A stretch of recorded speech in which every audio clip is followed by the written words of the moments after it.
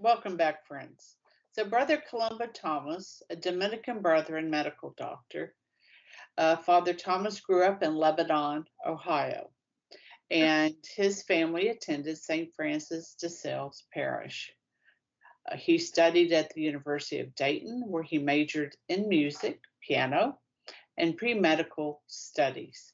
He then went on to medical school at Yale, where he first met the Dominican friars at Mary's Church, and he became a Third Order Dominican. He completed a primary care residency and chief residency at Yale and attained board certification in internal medicine before joining the province of St. Joseph.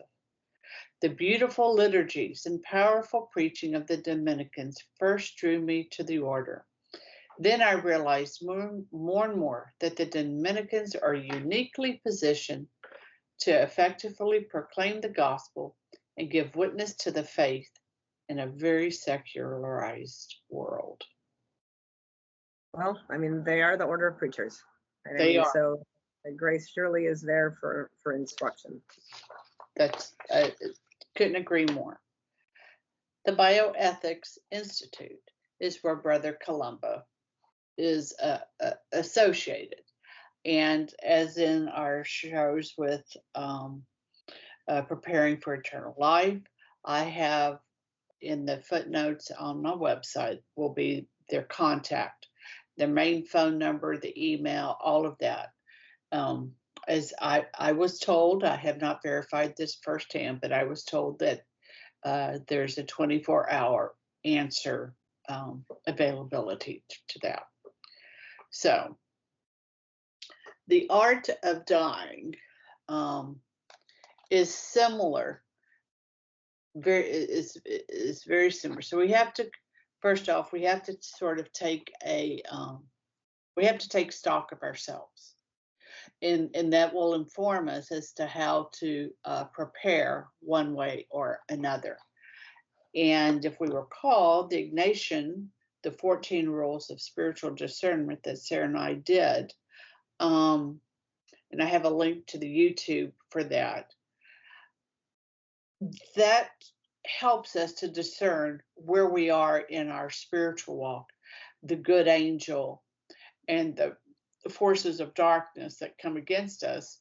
And if we're basically trying to walk with Christ, we'll have a certain set of temptations. And if we're more secular, living in a very secularized world, we're going to have a different set of temptations.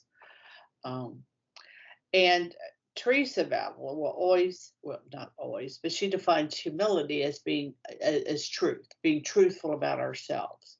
So that examination, those series of course, I leave to review that. But I found it interesting though is that this is written 200 to 300 years before Ignatius will, in a very unique way, which will make I think a strong case for him being a doctor of the church, his spiritual rules. Right. And we already see ongoing here in the Middle Ages. And so. Did he say how he happened to just come upon that book? Was it during his studies? Or was it during? Because it is kind of interesting that it's made its presence known again, particularly I do think in a time where, many years ago, my oldest sister, there's a 20-year gap between us. She had said, and this is at least 30 years ago, if not longer, that her generation was going to have killed their children through abortion, and that those children were going to rise up and put her generation to death through euthanasia.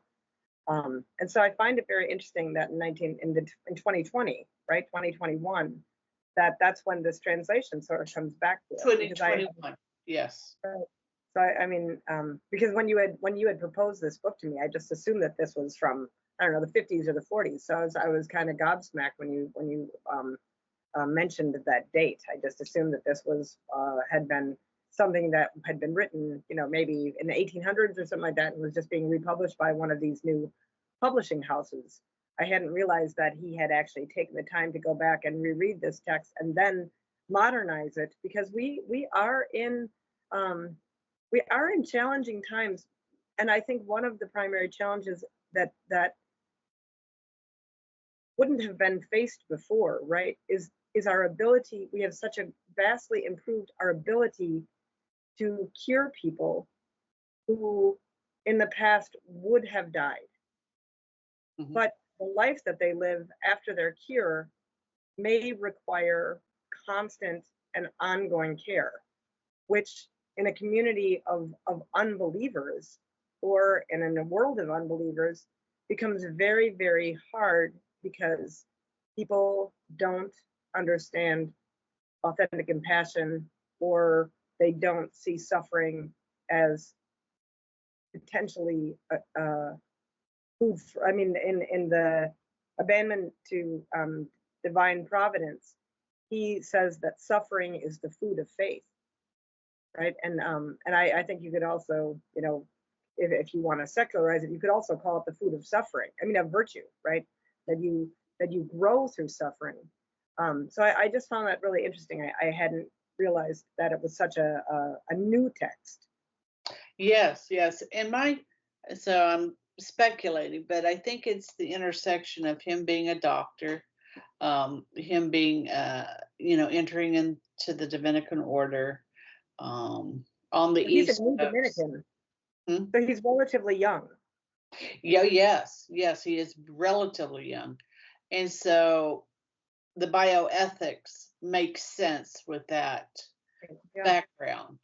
right. And that's a that's a big part of what they do, right? Yeah. Okay. Um, all right, friends. Let's pick up in the next episode. We're gonna get into the text then. Till then, my friends, free days at Rachio.